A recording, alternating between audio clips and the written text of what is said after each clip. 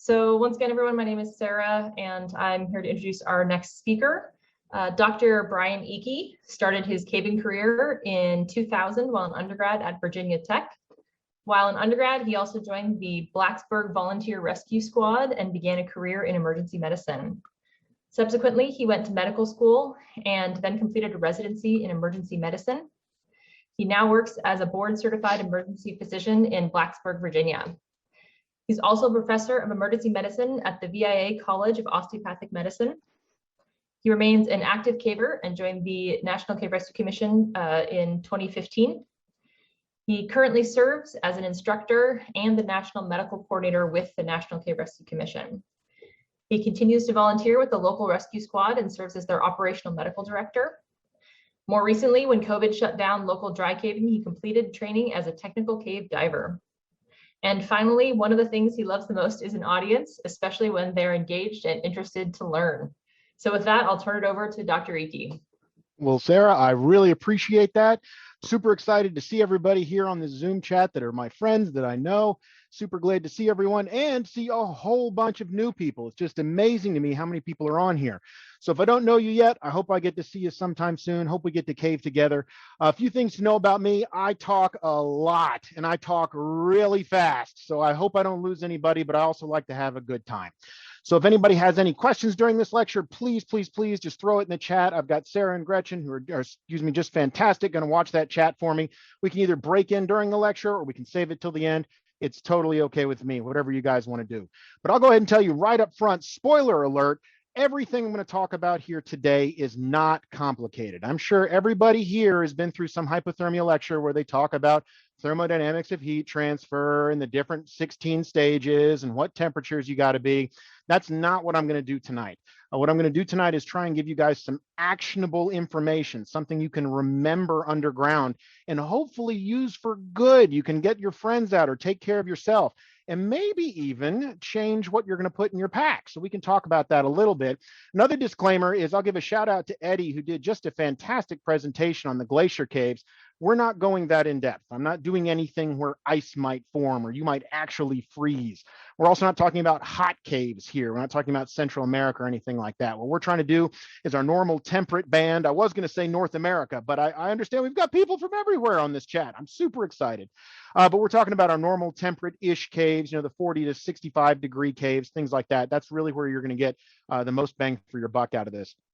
So what are we talking about? Tonight, I want to tell you guys a little bit about what hypothermia is, how we can recognize it. We want to recognize why caving is just like a perfect setup for it. What are the things inside a cave that cause hypothermia really to happen? And then when you recognize it, what can we do to help with it? And specifically boil all that down to a pretty simple plan, something I hope everybody here can remember, take forward, take back to your grotto, whatever you want to do to try and really help out the community. And starts off with what hypothermia is. The most important thing to recognize here is hypothermia is more than just being really, really cold. It goes beyond the fact where I'm cold, I'm uncomfortable. It actually gets to the point where your body now is having trouble compensating. It's having trouble maintaining its normal functions. And that's really going to come as a very specific example early on in hypothermia in this attitude, agility, and reasoning. Or if you've ever had a hypothermia class before, I'm sure you've heard this called the umbles. I think this is a great way to talk about it because just about all the umbles do go along with hypothermia. So you can think about mumbles, fumbles, bumbles, tumbles, etc. The way I really like to remember it, though, is think of someone that's hangry. So, someone that's angry because they're hungry or they're so hungry that they've become angry.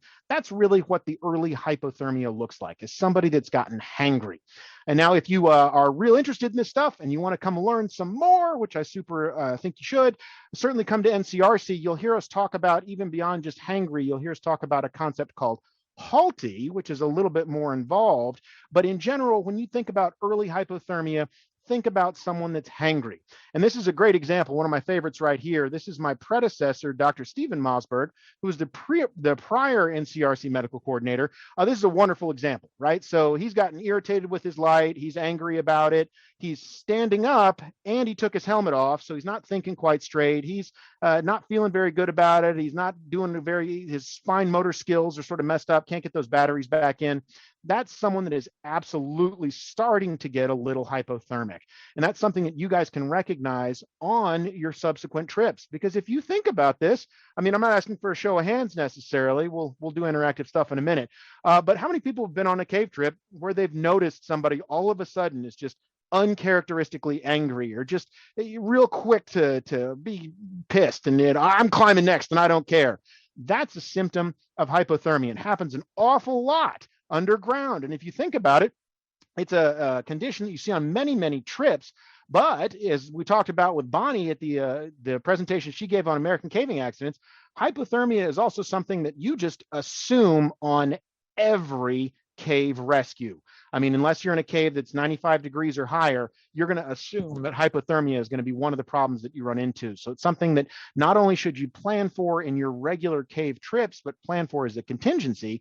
And then also, I mean, I'm super excited about the amount of interest people have shown in these webinars about getting more training.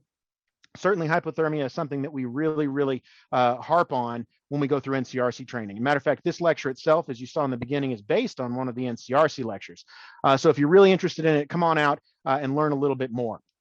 So if you think about the umbles and people bumbling around, that's early hypothermia. It's something that you can correct if you recognize it. People can feel better and you can keep going. But the reason that we care so much is that after the umbles, things really start to go downhill, and they go downhill quickly. And the earlier you can recognize that, the better. Beyond the umbles, the body keeps trying to compensate, and it's mostly by shivering just to generate heat, but it can't do that forever. Shivering takes an amazing amount of calories. And if you leave this completely unchecked, hypothermia can kill you.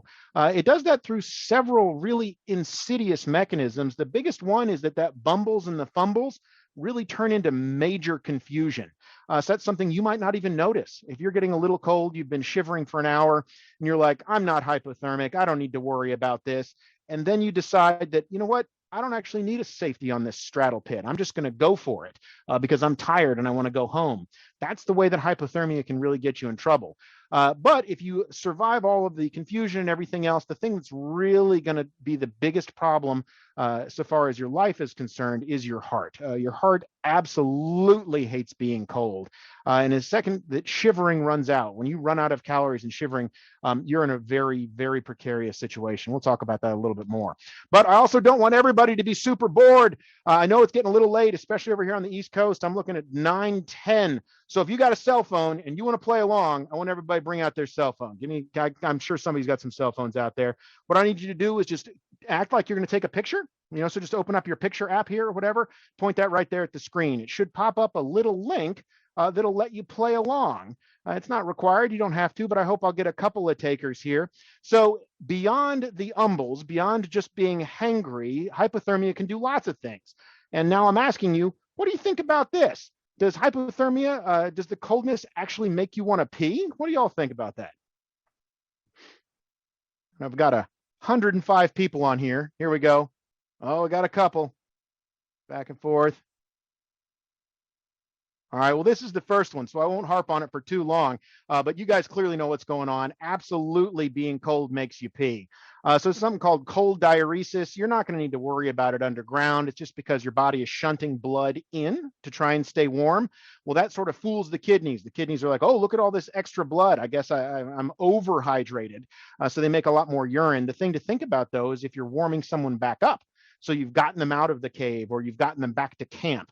As they warm up, they're going to be very thirsty and very dehydrated. So try and make sure you've got some water on hand for people as they warm up. All right, so let's switch gears. Why does the hypothermia happen? We've talked about how we can recognize it, some of the symptoms we might see. Well, there's three major causes underground. There's a lot of minor causes, but the three big ones I want you guys to go home with is this concept of wet, wind, and cold things. And above all else, wet is just the killer. If you are wet, you're going to lose heat up to 30 times faster than you would if you weren't wet. And that can be because you're submerged or just because your clothes are wet or you were sweating too much and then you stopped.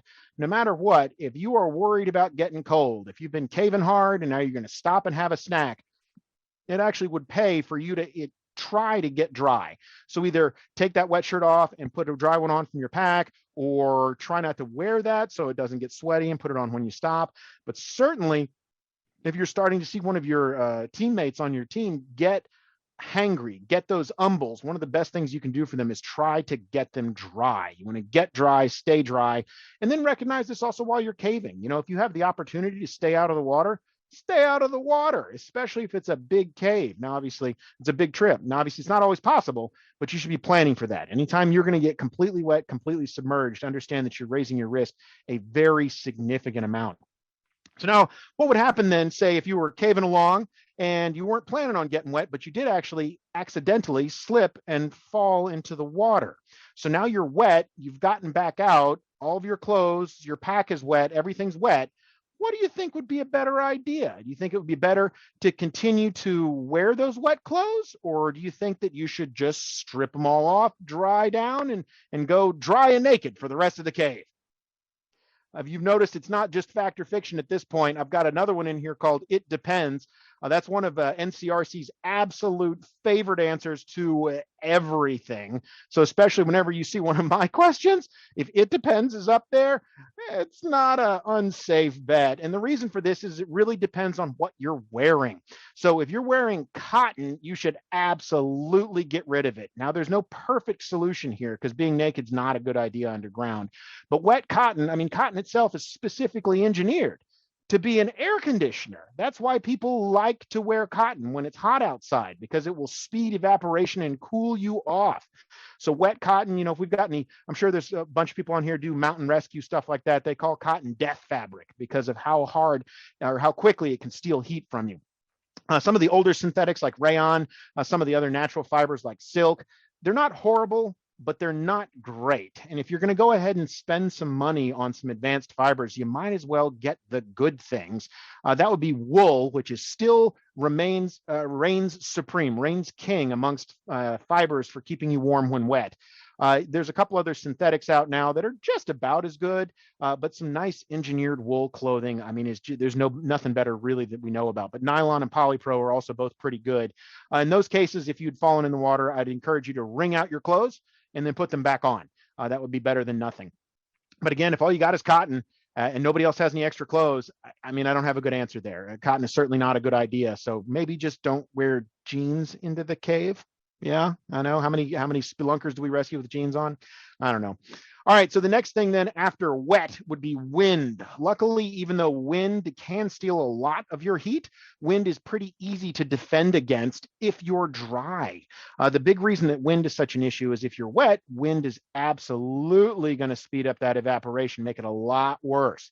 So another good reason to try and get dry, try to stay dry. But the other thing wind will do is direct convection off of the skin. So what you really need to do is just cover everything up. And it can be a really thin layer, and it doesn't even necessarily have to be fabric. You could just want to get a wind break on everything that's exposed. So trash bags would work fine to try and protect you from the wind, or certainly if you're in a windy passage, you could build a windbreak or move so that you're not in the wind anymore. But wind would be number two. Now here comes along another old concern that some people have, that they've heard that, you know, your head loses the most heat. Some people say up to 40% of your heat is lost through your head. So when we worry about what we're going to bring along with us, what do we think? Is it fact or fiction that most of your heat is lost through your head?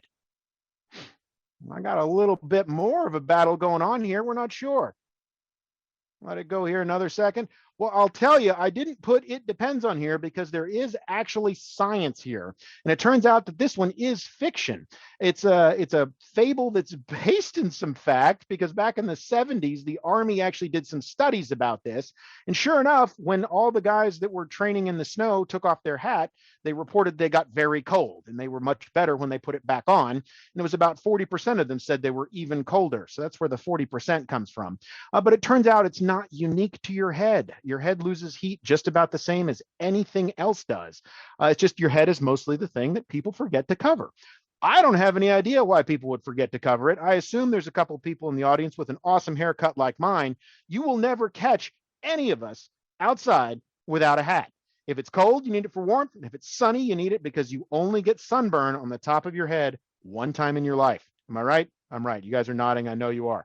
But in any event, I do recommend bringing a hat along just because that's going to be the one thing that's small, it's compact, it's easy, it will keep you warm because you don't want to forget to cover your head up, but there's nothing special about your head.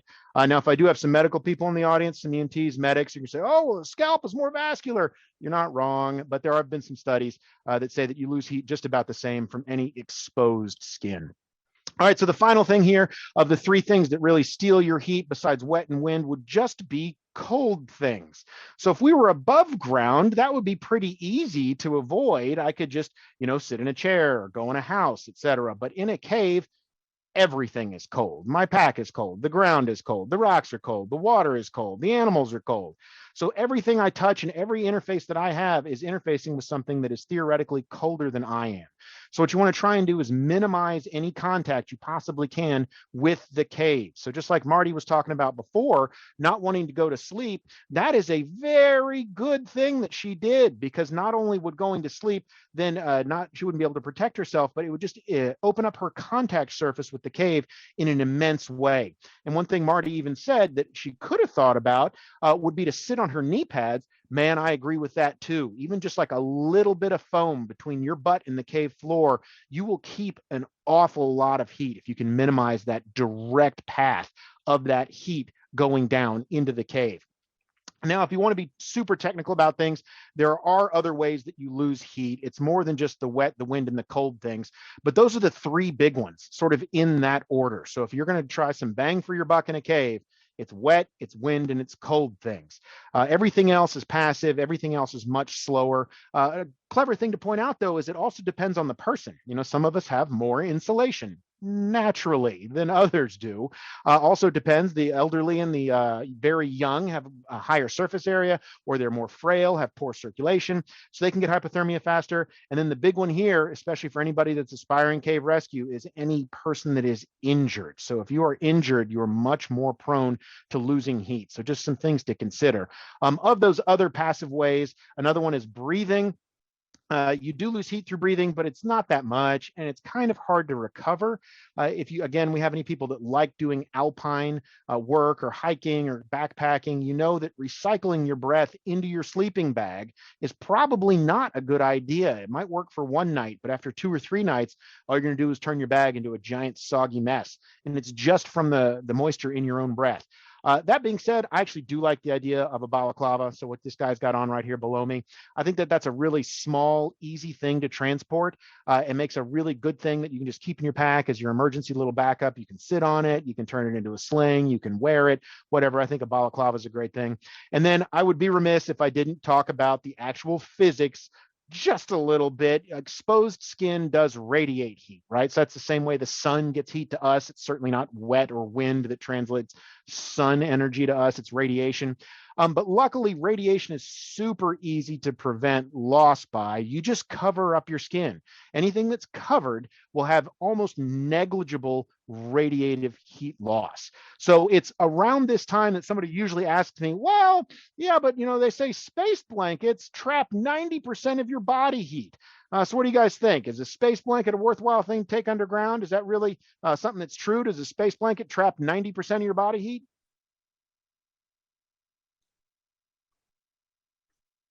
Oh, another good one. I'm glad not everybody knows what's going on.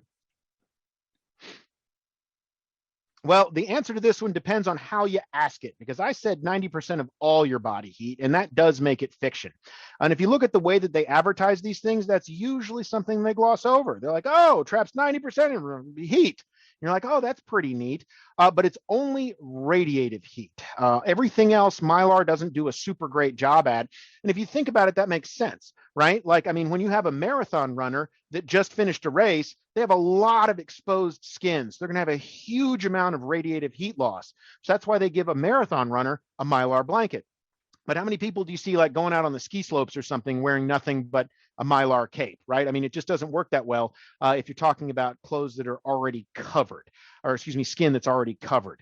So Mylar blanket, plus minus, I will give you some bonus points to say that it's not horrible, right? Because it would also act as a vapor barrier and a waterproof barrier. So maybe some use there, but it's essentially just a tarp. underground. It's not going to buy you a whole lot of extra protection from your heat. Or protection from the cold, excuse me. So this is the only time I'll actually bring up the thermodynamics. It is just a matter to show you guys that there's a lot of different ways that heat transfer happens, but you don't have to worry about them, especially at this level. 99% of the time, especially underground, if you control wet, wind, and cold things, you're going to be way ahead of the game and have no trouble whatsoever. And if you think about it, especially back to some of our prior lectures, like what Carrie Bull was talking about with patient packaging, the entire purpose of that second section, so the underlashing, the overlashing, and in the middle, that that middle part that she was talking about the three different things, was that thermal vapor barrier. And that's really its entire purpose, is just to protect you from the wet and the wind, right, with the vapor barrier, and the cold with the thermal barrier. So that's really the entire reason we package people this way, is because those are the three things that we care about. We don't necessarily try and recycle people's breathing or wrap their head in foil or anything, just because the amount of heat loss there is so negligible. If you can take care of wet, wind, and cold, you'll be doing fine. All right, so now if we've got somebody that is hypothermic and we've taken care of trying to remove all the wet, wind, and cold things, is there anything we can do to help them? The answer is yes. There's three major things that I think are a great idea underground, but they all center around giving them more heat. So the entire problem is they're cold, and so what they need is more heat. And one of the easiest things you can do is give them food, because their body is very good at making heat all on its own. It does that through shivering. But like I said before, shivering burns a gigantic amount of calories. I mean, just a huge amount of calories. And as soon as you run out of your calories and your shivering stops, that's when you've lost. Your body has now lost the battle against hypothermia, and you are in imminent danger. So if you've got somebody that's already getting a little cold, a little hypothermic, a little hangry, one of the best things you can do is feed them. And that's a great idea and easy to remember, because they were hangry already. And you're like, you're being a hangry idiot. Have a Snickers bar. There used to be a commercial like that. So I would recommend always feeding people that are cold. Now, the caveat obviously is if they're super cold, you don't want them to choke or something like that. But in general, giving them food, giving them calories is one of the absolute critical things that you have to do. All right, so now if I'm going to feed one of my friends who's hypothermic, do you think it's important that I give them something that's hot? Can I give them, take along like a little camp stove or something like that and try and warm it up for them? Is that a really good idea? Or is it just whatever I've got cold? It doesn't really matter. No, I'm not fooling any of you guys on this one. I tell you what, good job, guys. It is certainly true that it just absolutely depends. It's true that the energy that they need in their body comes from the calories. The calories is the important thing. And if you compare the energy from the calories versus the energy that you got because you made it a couple of degrees warmer, it's almost negligible. So you're not really giving them any extra BTUs just because it's warm. So if all you got is cold granola, give them cold granola. That is a great idea. Just any kind of food is critically important. But the thing to consider here is a lot of cave rescue and a lot of austere rescue. I mean, we heard Marty talk about how horrible it was to just sit there in the dark on the ledge thinking about your family. A lot of rescue scenarios and a lot of places where you would get stuck, it becomes more of a morale game than anything else. Your desire to make it out is going to be much more important than worrying about hypothermia in 3 or 4 hours. So if you can give them something warm, that's a huge morale boost. I was stuck at work, but my cave rescue team went out and did the Cyclops Rescue. There were 5 people all trapped. And the thing that got 4 of them out was that Molly Lucier took some hot chocolate down there. And 4 or 5 pitches worth of rigging and about 60 other people. But the hot chocolate was also a very important thing, and she took it down there in a thermos, and the idea that they had something warm really, really improved their spirits. And the other thing to consider here is that if I'm going to heat the food up anyway, and one of the reasons it depends is because I brought a stove along, well, a stove is a great source of heat. So right after I feed them, one of the other things I can do is just give them some heat. And there's lots and lots of ways to do this, but the critical part underground, and this is something I want you guys now to consider, is that if I'm in the woods, all I really need is a lighter, or, a flint and steel, or if you're really cool, a bow drill, which I've never been able to make work, even though I've tried maybe a couple of times. But you can just get some wood, some fuel, and make yourself a fire in the woods. That's no problem. But underground, that's not an option. So every bit of heat that you're going to take with you, you need to pack in and pack out. There's a lot of options here, from small little hand warmers to body size hand warmers. They're electric, there's chemical, there's disposable, reusable, whatever. all the way down to these itty bitty little survival candles. And so I wanted to take a minute here and then actually sit down and talk with you guys about some of the different options that we have. So these are all different things, sources of heat that I've taken underground that we have tried. I wanted to go over them. This is also a little bit past halfway point. So if there are any questions, I'm happy to stop and talk about it a little bit. And I see somebody already says Palmer furnace, because you're absolutely right. What we used to do is we just keep our helmet, we keep a big trash bag right in there, because you put the trash bag on like an extra jacket, and that gives you your protection from wind, your protection from wet, right? Doesn't do a lot for insulation, but you can sit on something, but you got your wind and your wet protection. And then you take your trusty carbide lamp. Are there people on this chat that don't even know what that is? Yeah, I caved on this for years. But you get your carbide lamp out, and then once your carbide lamp, you've got it inside your little trash bag tent that you've made over top of yourself with, a hole poked out for your head so you can breathe. That's a critical component. But you keep the carbide lamp in here. You'd stay warm, I mean, for as long as the carbide would last. And if you brought a bunch of carbide, you were good to go. Now, these days, the new kids, they don't bring these carbide lamps anymore. And they're also gotten fancier than just these trash bags.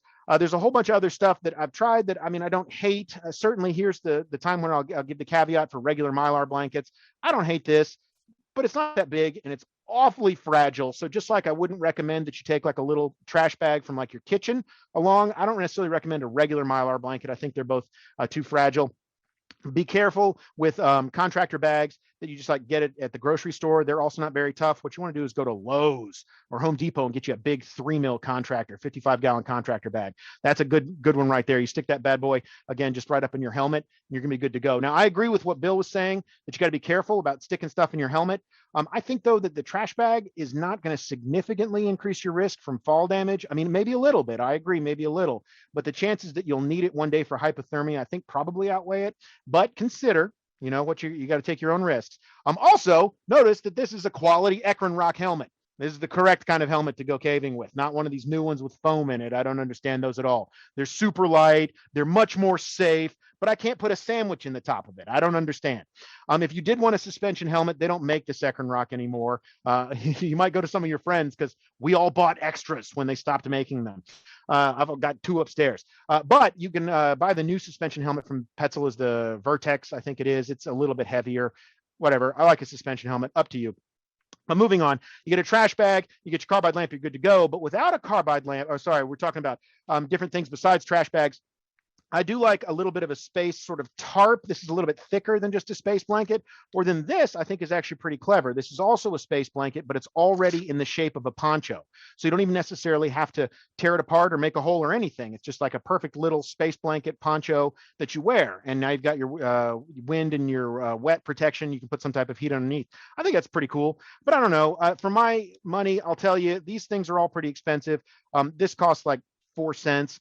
And especially if you're getting cold, what I don't want people to do is sit there and be like, oh, I don't want to waste my $7 fancy poncho because I'm only just a little cold. I'd much rather people bring out their trash bag at any point, wear it for a little while, get warm, stuff it back in your helmet, get a new one. So I actually really like the idea of trash bag. There's also something, if you're taking new people along, you're going to take an intro trip or something like that, you can just bring a roll of these and be like, here, everybody take one. I'll tell you why if we need to. Now we move along to what you're going to use for heat itself. Well, again, can't use carbide. So now, or we're not using carbide anymore, whatever. You want to get some type of like fire. There's all kinds of different varieties. Some people will carry these really like small little votive candles, tea candles like you get at a wedding. I mean, better than nothing for sure, but the wax in here is really low quality. These are only going to burn an hour and a half or 2. Not my favorite thing. They might melt in your car. I don't know. I don't use them. And then how would you light that necessarily? You get you some matches, right? So you got your standard horrible book matches. I certainly would not put my life, on book matches. You can get these Strike Anywheres now if you order them off of Amazon, but they don't make them like they used to. So if you find some that your grandpa had or your grandma had, they're great.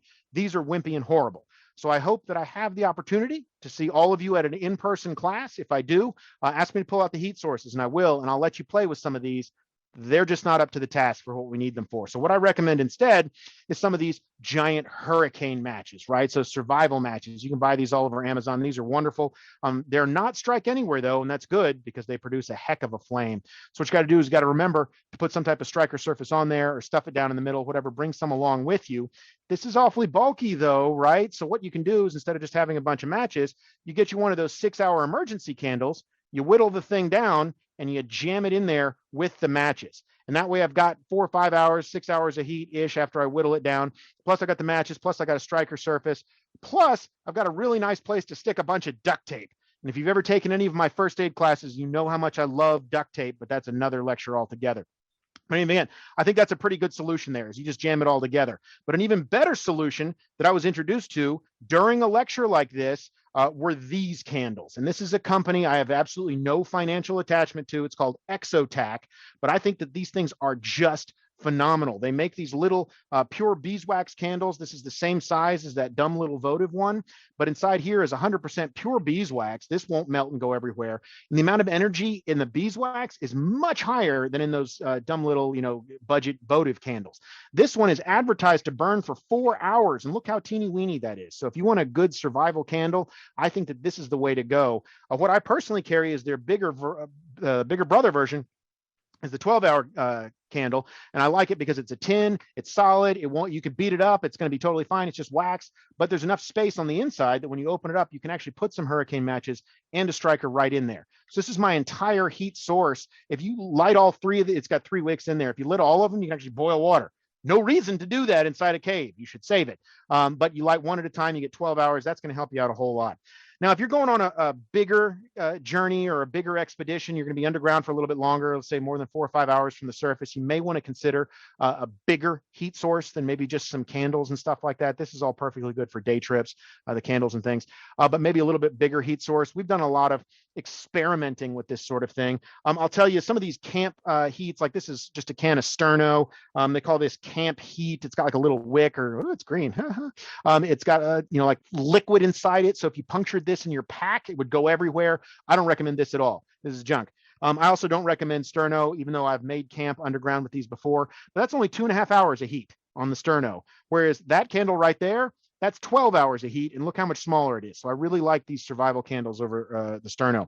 If you are going to be going underground and camping, or even if you're going in as a rescue, you should be bringing something even bigger though. So what I recommend is a stove. These little stoves are just fantastic.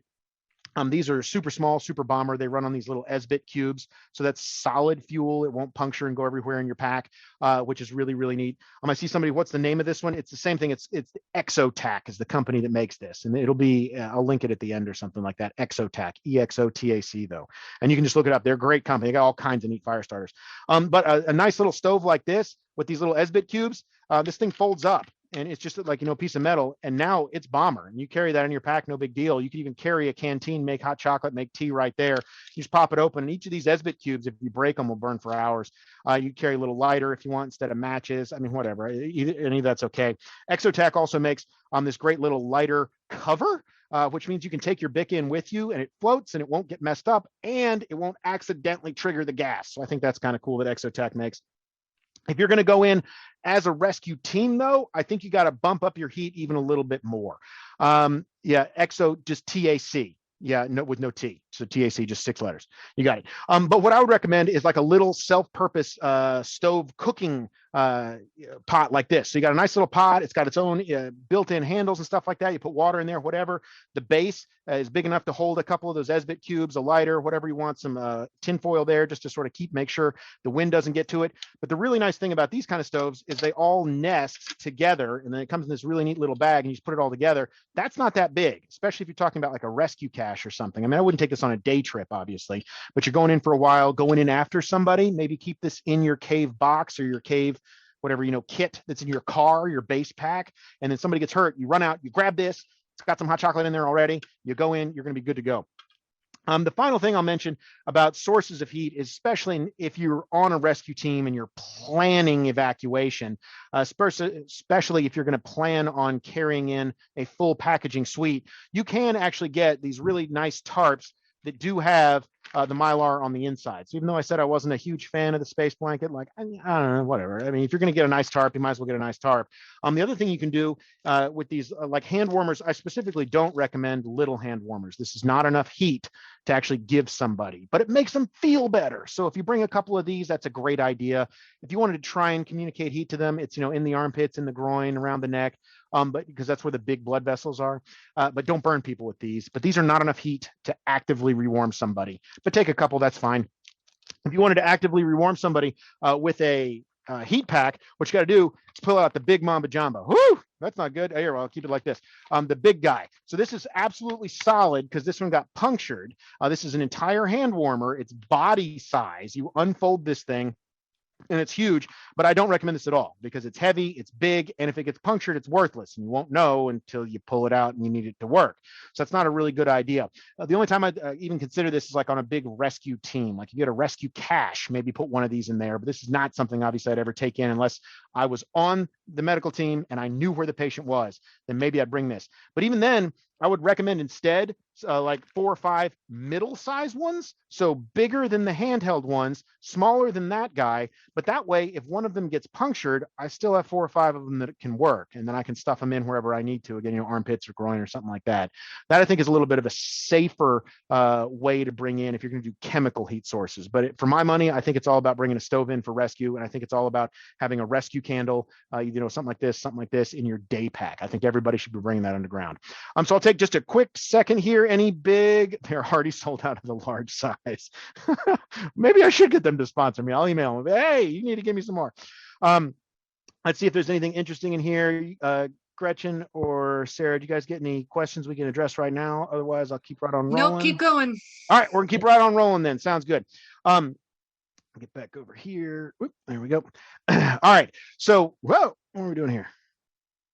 Try it again. Yeah. All right. So if we think about different things, then when we're trying to give people heat, one of the things that everybody always asks me is whether or not I think, I'll tell you what, something's going on here today, guys. There we go. And we'll try it. Whether or not I think skin-to-skin contact is a great idea. So let's get the group's opinion on whether or not we think that this would be the right thing to do. I've got a lot of depends there. I don't know if that's because it depends on who the skin-to-skin contact is going to be with or because of the thermodynamics. I'm going to assume that you're meaning the thermodynamics. Looks like the it depends is keeping it pretty solid there. Well, I'll tell you, you're absolutely correct on the it depends because skin to skin does work, but with lots of caveats. And the biggest one is it takes forever. I mean, you're talking about hours and hours and hours to warm somebody up with skin to skin contact. It's also giving away your heat, so it's a little risky. So if you've got somebody that's severely hypothermic, you're probably better served keeping your own heat and using your heat and your energy to affect a rescue or affect just a solution to their hypothermia, get them warm through another means. I say it depends though, because again, if you're on a deep expedition, if you can get them back to camp and you have something that's well insulated and you're going to be there for hours anyway, and you've got a big sleeping bag, that's probably an okay thing to do. You got plenty of heat, plenty of people, go ahead and snuggle them up in a sleeping bag and see if you can't transfer some heat over to them. So I think that would be an okay thing to try. All right, the last thing now. So we're talking about the 3 major things we can do to help people reclaim or make more of their own heat. The first was feed them. The number 2 is give them heat. The third one is make them move. And the reason is pretty simple. The body is already trying to do this, right? So the body, by shivering, is trying to generate heat. The muscles moving can produce 4 to 5 times the amount of heat that you would just with a basal rate. So you can absolutely assist this by encouraging people to move. That's why we call it beat. It's not actually beat them, though. That doesn't help at all, despite what the internet would make you think. Actually, punching people doesn't make them any warmer and is not a good idea for many reasons. But you want to maybe encourage them to beat feet. You could say it that way, but you want to get them up and moving around if you can. If their legs are broke or something, they can exercise their arms, or they can exercise the leg that isn't broke. If it's their arms that are broke, you can make a sling like Bill and get moving, because especially at the point where you decide, hey, this hypothermia has now canceled our trip, or this injury has now canceled our trip, one of the best places you can move is back out of the cave. And now it does require caveats here, though, because just like you've heard Bill and Marty both say during their rescues, if it's big, boomy passage, absolutely get to walking. The walking's going to warm them up. The walking's going to make forward progress. It's going to make them happy. That's going to be everything that you want it to be. But what you don't want to do is get somebody that's already borderline hypothermic and then stick them in a little hole and get them stuck, or get them up on rope where you can't get to them. So you want to make them move, but you have to think about when you're getting ready to move them, about what you're getting ready to do to them. And now I'll also remind you, earlier on in this lecture, I said that the unfortunate common denominator at the end of hypothermia is that your heart gets too cold and it gets real upset. And I kind of said that if you have a really cold heart, you should be super gentle with somebody and maybe not beat them. So that sort of goes directly in the face of what I'm telling you here. So what do you guys think? Is it true that a heart that is too cold can just give out and quit?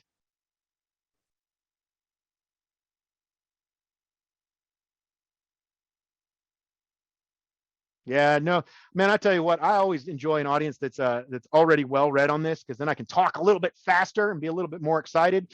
But you guys are absolutely correct. I'll even give bonus points to the fiction people if they're like, well, it's not actually quitting, it's actually fibrillating. So if you actually have any EMTs or paramedics in the audience, it's true that it doesn't just stop. It does something called fibrillation. But I'd submit to you that if you're 6 hours in a cave and you go into VFib, that's as good as quitting, because you're certainly not gonna have an AED or anything else you need. But it is true that if the heart gets super, super, super cold, any rough movements can cause it to quit. So you have to be very, very careful with people that are super, super cold. And I mean, I'm not exaggerating here. I'm talking about like even walking, like if they stumble, not even fall to the ground, but if they just stumble and jar themselves, there's been reports where that'll throw people into fib or something like that. So if they get super, super cold, you got to be really, really gentle with them. So now that brings up the question of, well, great, you told me that I should make them get up and move around, and you told me that we should get up and try and leave, but now you're saying that maybe walking is dangerous. So how do I tell the difference? Well, this is where most lectures devolve into the moderate versus severe and core temperature thermometers, and those are rectal thermometers, by the way. We don't encourage that in caving at all, not even at the higher levels. But they'll go into all this sort of esoteric stuff when it's really a lot more simple than that. It's really all about the shivering. As long as that person is still shivering, their heart is okay. And that makes sense, right? If shivering could it could make your heart stop, your body wouldn't keep shivering. So as long as they are shivering, it is okay for them to be up and moving. And an interesting thing about shivering is you can actually grade shivering. So as people get more cold, they'll start out by getting hangry. And then as they're more and more hangry, they will start to shiver. And it'll be, just their arms and their legs, and then their teeth and their whole body. But it'll be voluntary in that you could say, hey, stop for a second. And they can. And then it'll start back up again. But as it gets worse and worse and worse, shivering will actually become involuntary. And they'll just have this whole body convulsive shivering, which will make it hard for them to walk. And you'll be like, dude, just stop for a second. And they won't be able to. So you're really getting on the edge of that shivering stopping. That's the time when you really got to worry about what's going on. Get them dry, get them out of the wind, feed them, give them some heat. Because if that shivering stops, that is your warning sign that now you need to be super gentle with them. Because if the shivering stops, they've run out of calories, their core temp is going the wrong direction, and they're in imminent risk of their heart having serious, serious trouble. So shivering is the safety mechanism. They're shivering, they're good to go. Now, I will point out that a little bit of common sense helps an awful lot here, right? If you recognize that somebody's starting to get cold, obviously keeping them warm is easier than rewarming them. And also, if you recognize that somebody got injured and they're not able to move a whole lot, well, then you can recognize they're about to get cold. You shouldn't let them get cold, because if you recognize this early, you can absolutely prevent an awful lot of problems. You want to get them dry, get them insulated.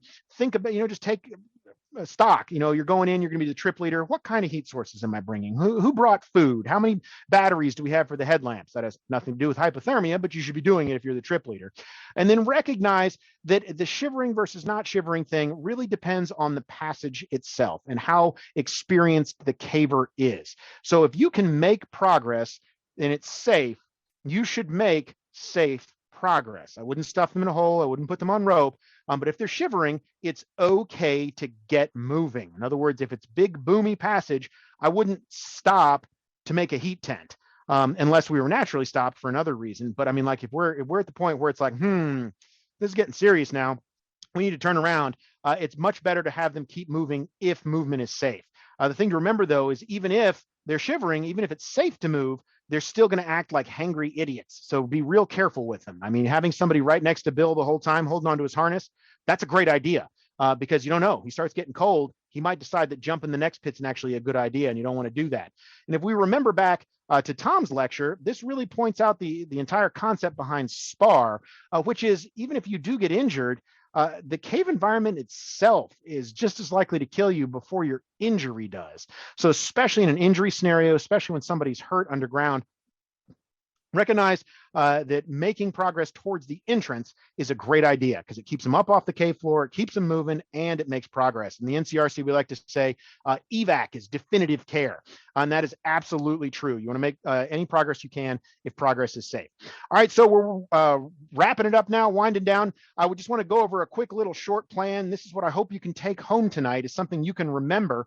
So the next time you're on a trip and you see somebody starting to get a little hangry, you know exactly what a good response would be.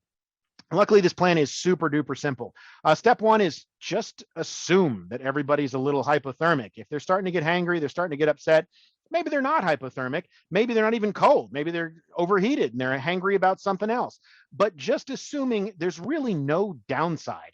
And if you're already looking at somebody and you're like, I don't know, maybe they're a little hypothermic, there's no reason not to just do something about it. And the first thing that you'd want to do is really prevent any further heat loss. So that's the wet, wind, and cold things. This is simple, right?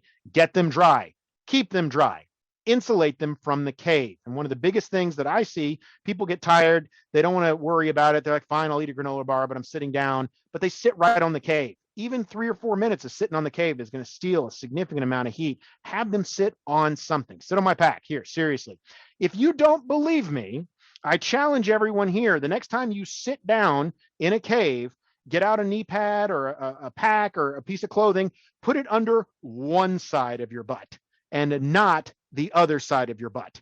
And then sit there for 2 minutes and you tell me what you think.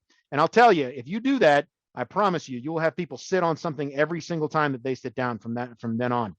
So just assume wet, wind, and cold. And then number 3, you probably knew where this was going, feed, heat, and beat, right? So give them some food, give them some heat, and then think about moving. This is the time that common sense comes to play. If they're not that hangry and they feel better after you sit for a minute and you give them some food or some candle or something, then sure, keep going. Or, if they were cold because they were wet, now they're dry, they're better again, you're good to go.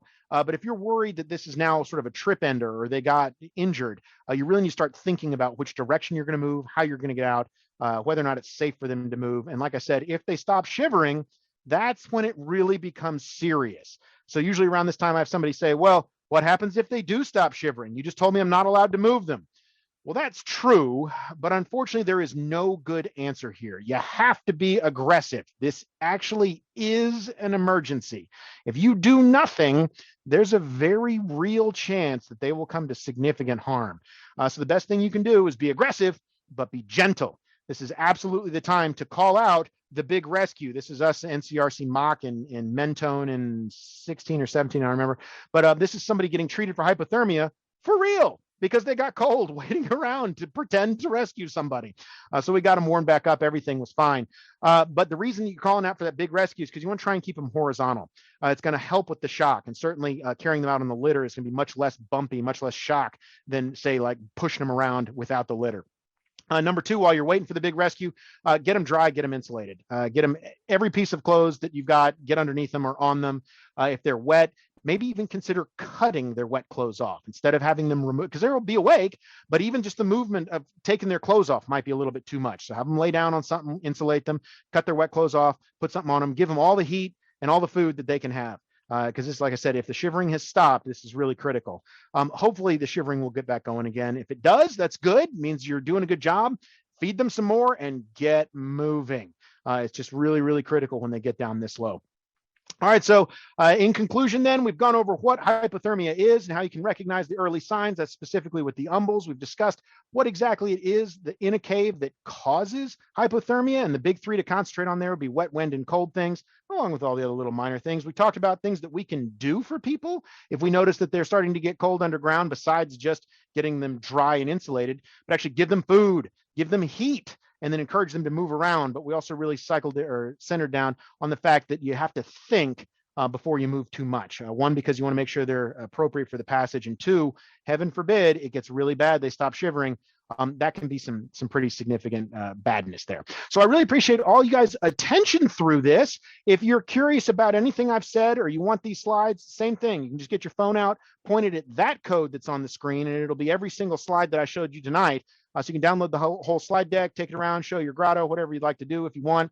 It also includes all of the credits for everything that I've gotten in here. So all of the different images and products and everything else that I put in here. And that's it for me.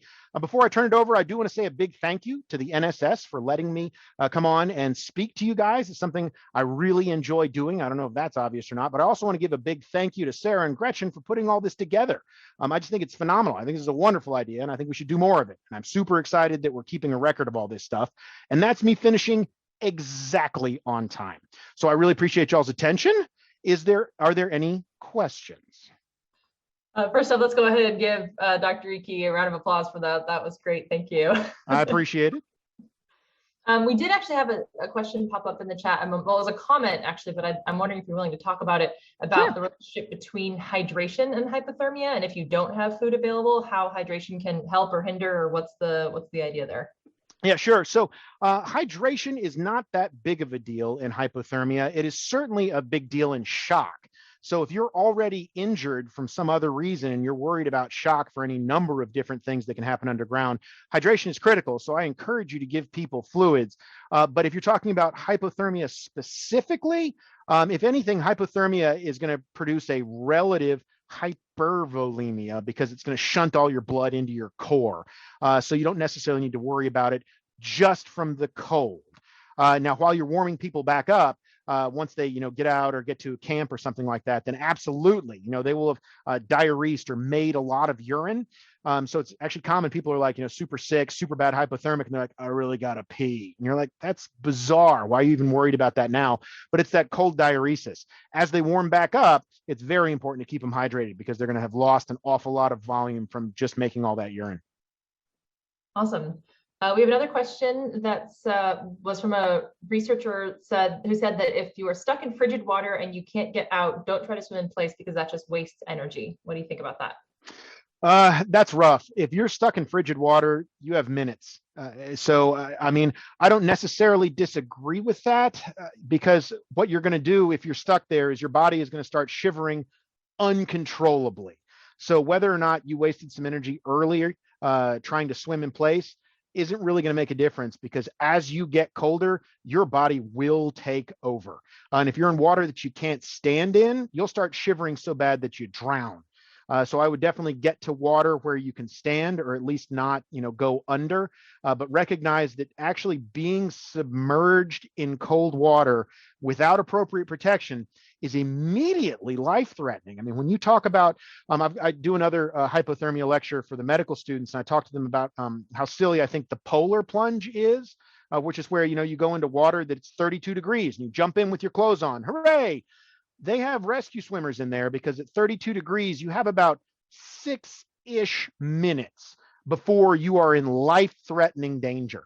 There are people that can train through it. I'm not saying that that's everybody, but in general, 6 minutes. So if you're trapped in water, that's a disaster and you should get out and get dry as soon as possible. All right, we have a couple more questions popping up. Someone asks, someone's hypothermic and they have wet, sweaty underlayers. Generally, is it worth having them change into other layers or just insulate them over these and get moving? But of course, the prediction is that the answer is it depends. Yeah, you're absolutely correct on all of those things. It does depend on the fabric.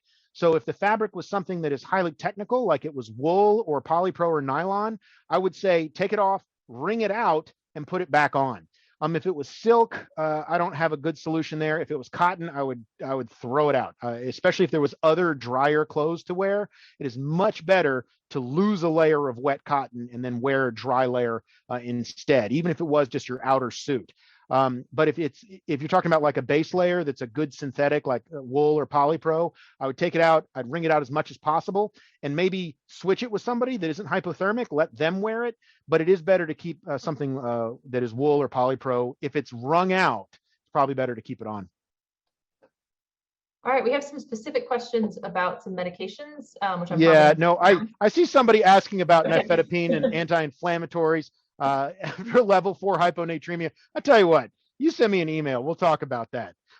So some of those injections would be better if you're talking about like peripheral cold injuries like frostbite or frost nip. I certainly don't think that there's a whole lot of call for that underground. But interesting questions. And then from Ginger in Utah, what's your favorite? But wait, there's more product that you would use in a rescue.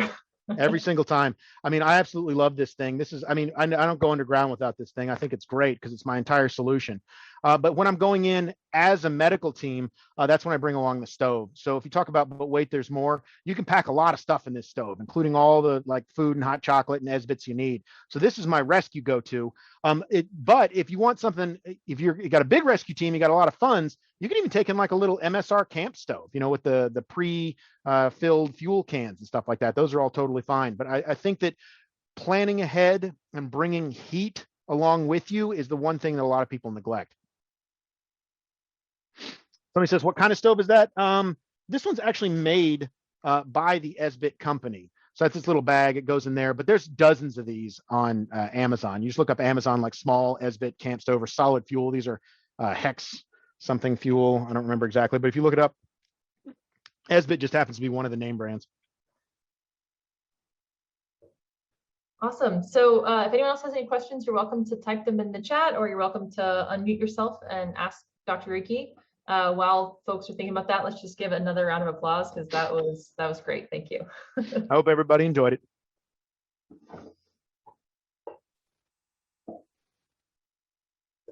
I see somebody saying they're going to ER residency. How do you find time to go caving? I don't have good news for you. I didn't cave for 4 years in residency. I mean, do your best, but you're about to enter a whole different lifestyle. Hey, my kids are watching. All right. Is it useful oxygen tube during rescue operation carrying patient in the stretcher? So that's an interesting question. Not anything to do with hypothermic, but he's asking, is it useful to give people oxygen underground? I would say no, just because of the distances that you're going to travel. Either the oxygen is going to be worthless and not needed, or you're never going to be able to get enough in there to make a difference. I mean, you'd have to bring an M tank, and you'd have to run it slow, and the logistics of getting it back there would just be insane. Mel says, do I find someone is self-proclaimed as actually cold nature is actually more prone to becoming hypothermic? I don't know. You can train through hypothermia. So we're talking about that polar plunge. It's possible that you can acclimatize yourself to a certain amount of cold. And that your body can actually, build up fat reserves and stuff like that to train and to learn and to understand, to suffer colder temperatures. And a lot of it, when you talk about surviving hypothermia, is mental, just because it's very rare that someone's going to sit there long enough to actually stop shivering. Most of the time, they're going to get up and do something stupid first. So they'll get so cold that they'll decide, I'm just running out of here. I don't care, how dangerous this is. I'm just leaving. That's much more likely to be the cause. So if you can train yourself through those things, I think you could develop a psychological resistance and a physical resistance. I don't know if it has anything to do with people that describe themselves as cold-natured. It's possible that there's genetic predisposition. I haven't seen any science there.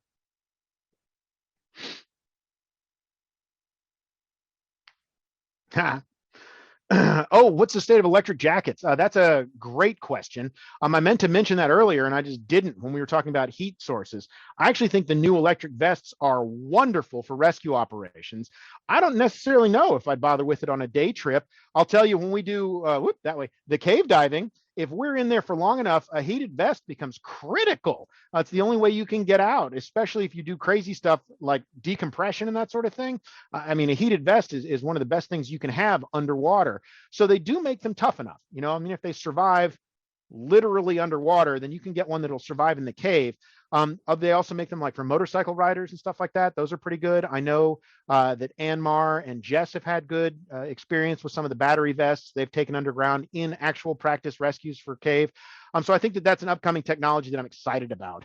I think that with the new lithium packs, it is totally appropriate to try it. I would just make sure you had one that was tough enough. But if you're going to take in a rescue cache, I think having a heated vest is a great idea. Alpine caving. So somebody asked a really good question about what is the best food source to give someone calories for being cold. And that's actually an easy way to, it's an easy thing to answer, right? There's 4 fundamental things that give people calories. There's fat, and there's sugar, and there's proteins, and there's alcohol. Of those, the highest calorie density per weight, per ounce, is fats. So if you go to Olive Garden and pick up those little condiment packs of olive oil, throw them in your pack. They're 250, 260 calories an ounce. You will find no higher caloric content than just straight oil. That being said, that's probably not the most palatable thing. And if they throw it back up again, it's not going to help a whole lot. So one thing I like to do when I teach our local SAR team, we do some like first aid survival kind of training, is you can go on Amazon and find these packs of blended oils that taste better, that are intentionally made to eat raw, and they're called F-bombs because it's a fat bomb. And I think that an F-bomb is a great thing to carry in your pack. So a couple of F-bombs, you put 3 of those in there, you have a whole day's worth of calories almost. So if you're talking about carrying calories for calories' sake, pure oil. If you're talking about everyday caving, I actually think that you can get away just fine with nuts. Nuts are very high in fat, and especially if you carry like a nut butter, just tubes of peanut butter, they taste good. They've got a lot of calories. You're likely to eat them, which is good because then you'll recycle them and keep them stocked in your pack. Nothing worse than like, oh, here's my emergency, F-bomb, and it's been in my pack 3 years. Now I need it, and I pull it out and it's punctured and it's gone. So I think that things that you use are a better idea than a specialty item that you just, hang out with and never pull out. Let's see. I've been losing track of some of these, Sarah. Do we have any other ones I'm missing here? We have a couple of very specific medical questions, which is making me think that next time around we're going to have a special just cave medical session. Yeah. Well, if anybody wants to, shoot me an email up there. I'm happy to talk to anybody. But yeah, we are at time, and I know it's late back there, back east. Yep. So yeah, please do reach out to Dr. Ekey if you have additional questions. And just thank you so much. This has been absolutely fantastic.